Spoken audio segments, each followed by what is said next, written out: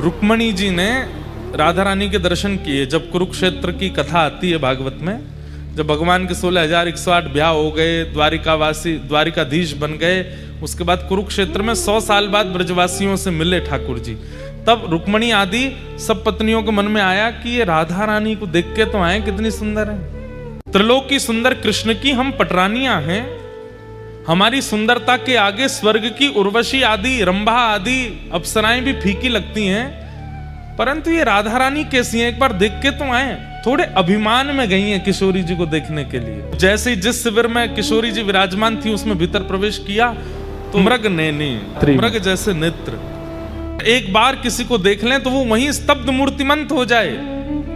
देख करके 8 पटरानियां तो नतमस्तक हो गईं और मन में सोचने लगी हम काय बात की सुंदर हैं, सुंदरता तो इसे कहते हैं। प्रणाम किया, हे किशोरी जी, हे वृषभानु दुलारी, हे बरसाने वाली, हे श्यामाजू, हमारो प्रणाम स्वीकार करो।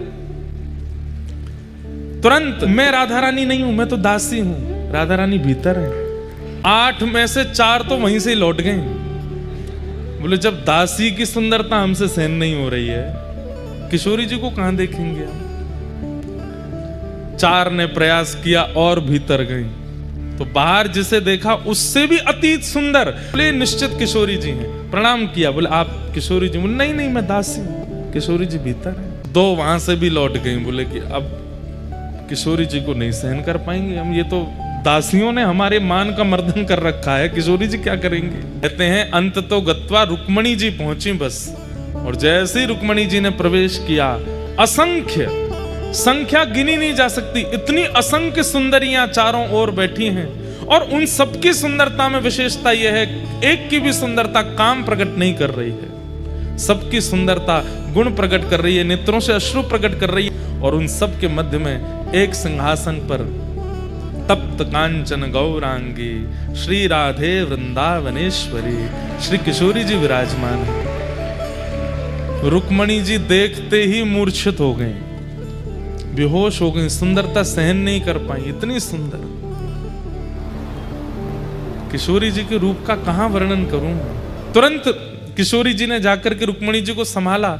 जब होश में आई, कहां तो देखने आई थी, परखने आई थी, जानने आई थी, अब स्थिति क्या हो गई।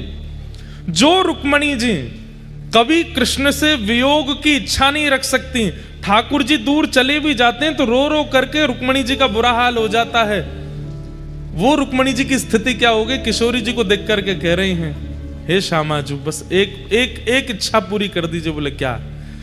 बहुत वर्षों तक द्वारिकाधीश की सेवा करी, अब आप अपनी सेवा में मुझे भी दासी बना लें और अपने साथ बरसाने ले चलो, हम द्वारिका को प्रणाम करके आपकी शरण में बरसाने चलें।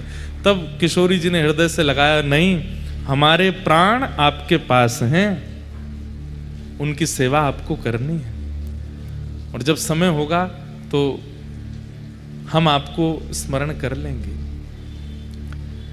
जब बाहर रुक्मणी जी निकल करके आई तो कहते हैं 2 दिन तक तो मौन ही रही, बोली ही नहीं, बस नेत्रों से अश्रुपात और ध्यान में बैठी हैं किशोरी जी के, इतना सुंदर स्वरूप।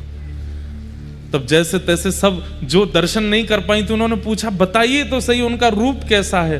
तो रुक्मणी जी वर्णन करती हैं, जब श्याम सुंदर स्वधर्मा सभा करते हैं और जब रात्रि में हरे थके हारे जब लौट करके कक्ष में आते हैं, अपने मुकुट को उतार के धर देते हैं, अपने घुंघराले केशों को जब खोल लेते हैं, अपने सुबह के भारी वस्त्रों को हटा करके रात्रि के कोमल और हल्के वस्त्र धारण कर लेते हैं, और अत्यंत थकान में जब आराम से अपनी शयन शैया पर श्री कृष्ण लेट जाते हैं, उस समय के श्री कृष्ण, उनका वर्ण यदि गोरा कर दिया जाए तो ऐसा लगेगा किशोरी जी सो रही हैं, एक से हैं दोनों, बिल्कुल कोई अंतर नहीं है, बस श्याम सुंदर गौर सुंदर हैं, वही श्री राधा रानी है, कोई अंतर नहीं।